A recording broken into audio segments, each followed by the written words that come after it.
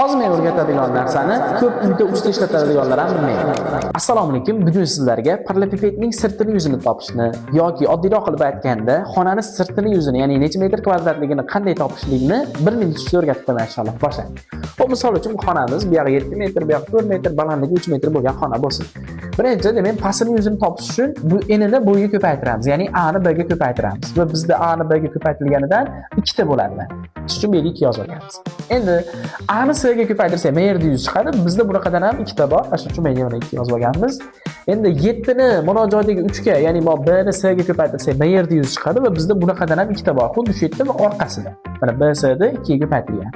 Ya'ni shularni ko'paytirib turib, qo'shib 2 ga ko'paytirib qo'yishimiz kerak. Konkret misolda hisoblab ko'radigan bo'lsak, mana 7 kere 4 28, 3 kere 4 12. Endi mana joy 7, men yeri 3, 7 kere 3 21 mana taraf va hammasini qo'shamizda 2 ga ko'paytirib qo'yamiz. Hamma tarafdan ikkitadan borligi.